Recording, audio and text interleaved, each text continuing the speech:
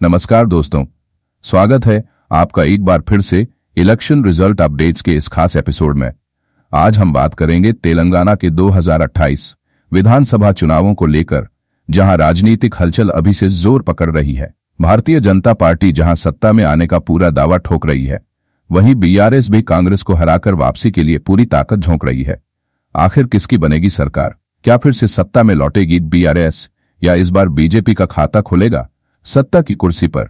आज के ताजा और भरोसेमंद ओपिनियन पोल में होगा इस पर बड़ा खुलासा। वीडियो में आगे बढ़ने से पहले आप सभी दर्शकों से एक छोटा सा निवेदन है, कृपया कमेंट में बताएं कि आप किस पार्टी को समर्थन देते हैं और आपके अनुसार आपकी पसंदीदा पार्टी को कितनी सीटें मिल सकती हैं। साथ ही वंदे मातरम, भारत माता की जय लिखना ना भूलें। चलिए बढ़ते हैं आज के विश्लेषण की ओर। सबसे पहले बात करते हैं वन भारती की एकमात्र विधानसभा सीट की।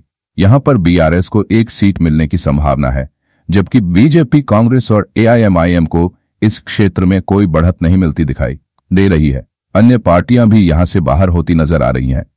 अब बात कर लेते हैं वन भारती के बाद आदिलाबाद की 2 विधानसभा सीटों की। ओपिनियन पोल यानी जनता की राय के अनुसार बात की जाए तो यहां पर भारतीय जनता पार्टी यानी बीजेपी के खाते में जा सकती है। एआईएमआईएम की पार्टी असदुद्दीन ओवैसी को भी यहां पर 0 सीट का सामना करना पड़ेगा और अन्य पार्टियों को भी यहां पर 0 सीट का सामना करना पड़ेगा।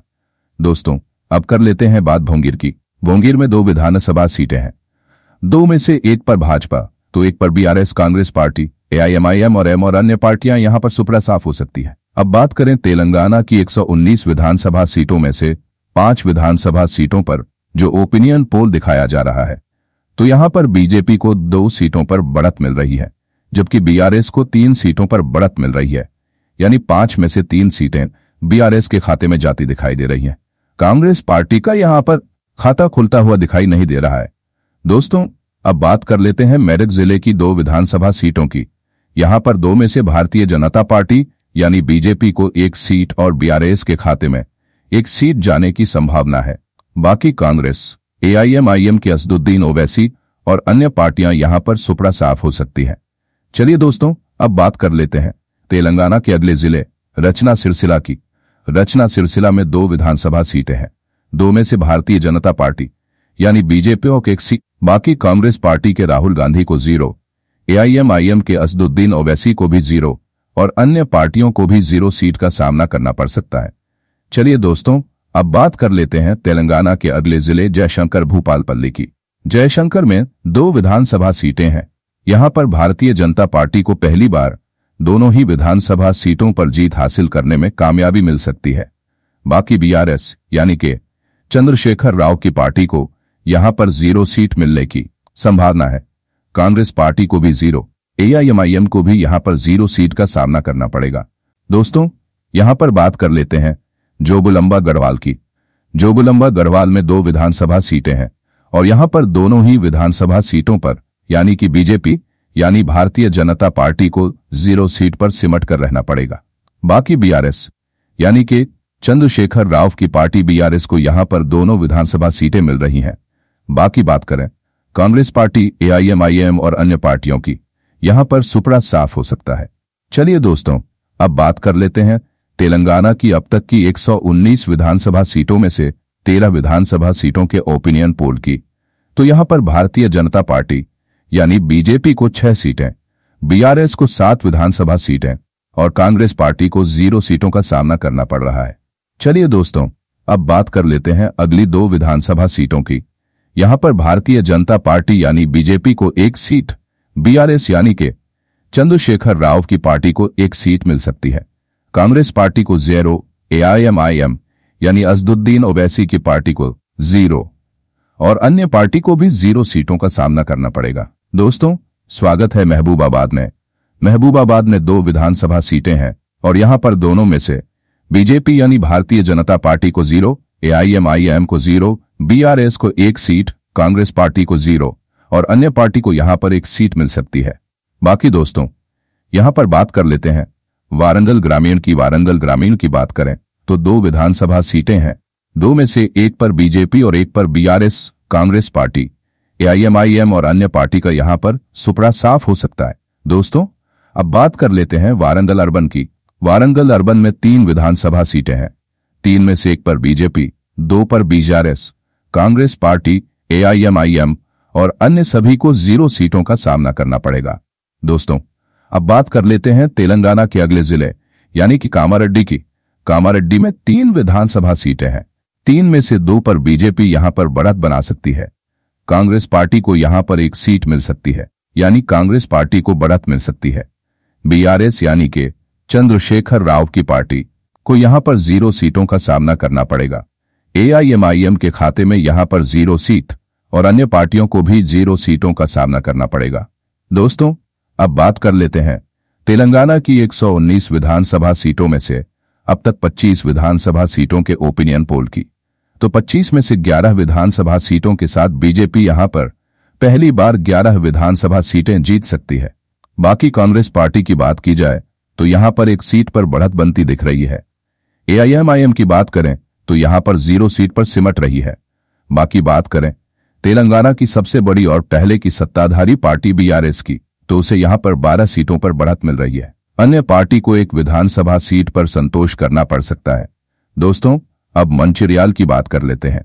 मंचिरियाल में 3 विधानसभा सीटें हैं।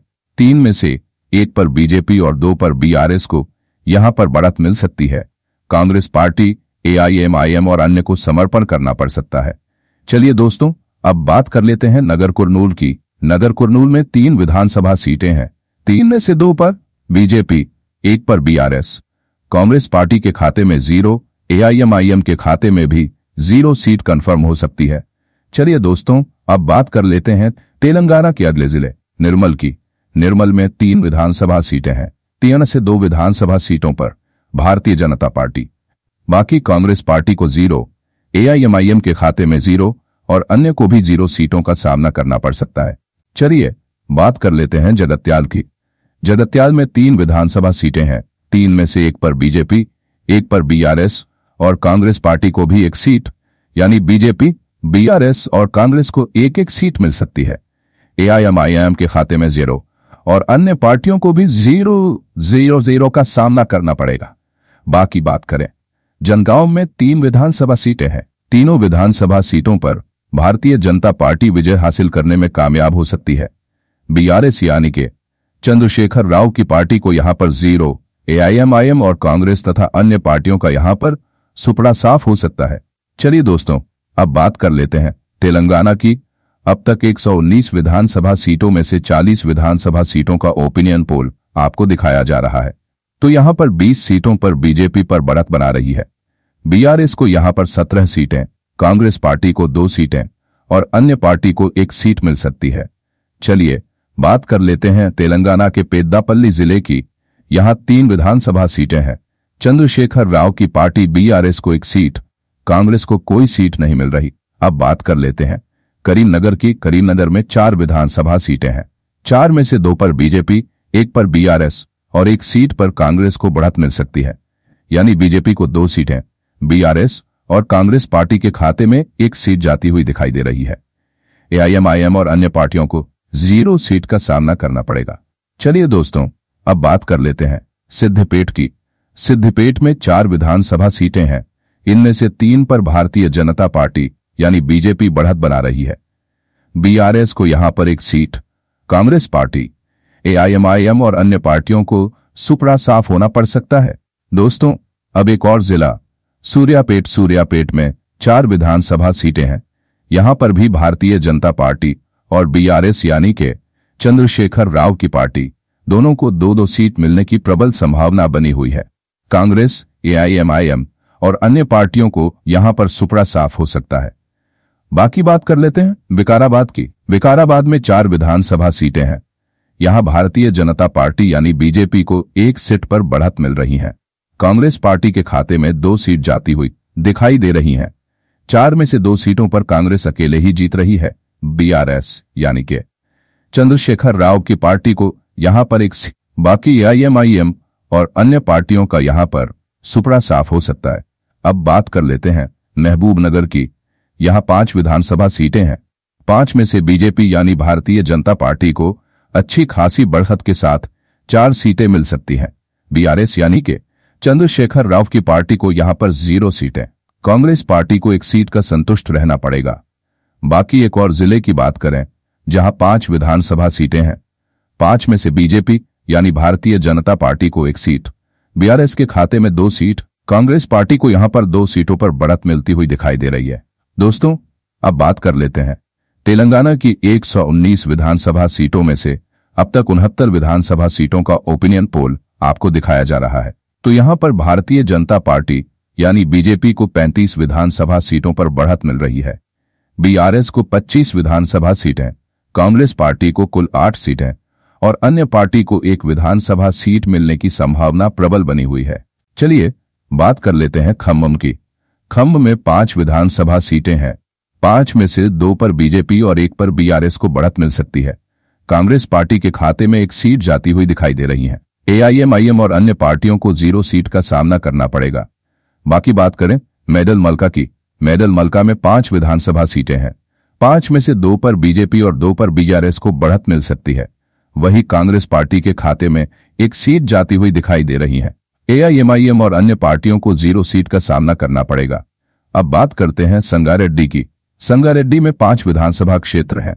यहां पर 1 विधानसभा क्षेत्र में बीजेपी यानी विजय रेड्डी आगे बढ़ सकते हैं, तो वहीं बीआरएस यानी के चंद्रशेखर राव की पार्टी को यहां पर 3 विधानसभा सीटों पर बढ़त मिल रही है और कांग्रेस पार्टी के खाते में 1 सीट जाती हुई दिखाई दे रही है। एआईएमआईएम को यहां पर 0 और अन्य पार्टियों को भी 0 सीटों का सामना करना पड़ेगा। दोस्तों, अब बात कर लेते हैं नलगोंडा की। नलगोंडा में 6 विधानसभा सीटें हैं। 6 में से 2 पर बीजेपी, 1 पर बीआरएस को बढ़त मिल सकती है। कांग्रेस पार्टी के खाते में 1 सीट जाती हुई दिखाई दे रही है। एआईएमआईएम पार्टी के खाते में 1 सीट, लेकिन अन्य पार्टियों को 0 सीटों का सामना करना पड़ेगा। अब बात करते हैं निजामाबाद की। निजामाबाद में 6 विधानसभा सीटें हैं। 6 में से 2 पर बीजेपी को बढ़त मिल रही है। यहां से बीजेपी का सांसद भी है। बीआरएस को 2 सीटें और कांग्रेस पार्टी को भी 2 सीट मिल सकती है। एआईएमआईएम को यहां पर 0 सीट का सामना करना पड़ेगा। अब बात करते हैं रंगारेड्डी जिले की। यहां 8 विधानसभा सीटें हैं। 8 में से 4 पर बीजेपी और 1 पर बीआरएस को बढ़त मिल रही है। वहीं कांग्रेस पार्टी के खाते में 3 सीटें जाती हुई दिखाई दे रही है। एआईएमआईएम और अन्य पार्टियों का यहां पर सुपड़ा साफ हो सकता है। चलिए दोस्तों, अब बात कर लेते हैं हैदराबाद की। हैदराबाद की 15 विधानसभा सीटें हैं। ये तेलंगाना की राजधानी है। इन 15 सीटों में से 3 पर भारतीय जनता पार्टी को बढ़त मिल रही है। बीआरएस को 1 सीट, कांग्रेस पार्टी को 5 सीटें, एआईएमआईएम यानी असदुद्दीन ओवैसी की पार्टी को 6 सीटें मिल सकती हैं। अन्य पार्टियों को 0 सीट का सामना करना पड़ेगा। जी हां, हैदराबाद सबसे बड़ा जिला है और तेलंगाना एवं आंध्र प्रदेश की राजधानी भी रहा है। यहां पर 15 विधानसभा सीटों में से बीजेपी को 3 सीटों पर बढ़त, बीआरएस को 1, एआईएमआईएम को 6, कांग्रेस पार्टी के खाते में 5 सीट जाती हुई दिखाई दे रही है। अन्य पार्टियों को 0 सीटों का सामना करना पड़ सकता है। दोस्तों, अब बात कर लेते हैं तेलंगाना की 119 विधानसभा सीटों की। जनता की राय के अनुसार सभी 119 सीटों का ओपिनियन पोल देखा जाए तो भारतीय जनता पार्टी अच्छी खासी लीड के साथ सबसे बड़ी पार्टी बनती हुई नजर आ रही है।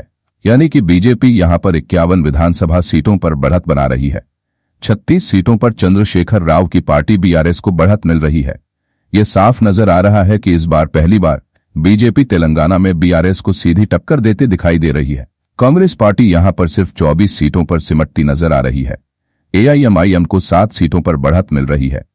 बाकी अन्य को भी 1 सीट मिलने की संभावना है। आपको क्या लगता है? अपनी राय कमेंट बॉक्स में जरूर रखें। धन्यवाद।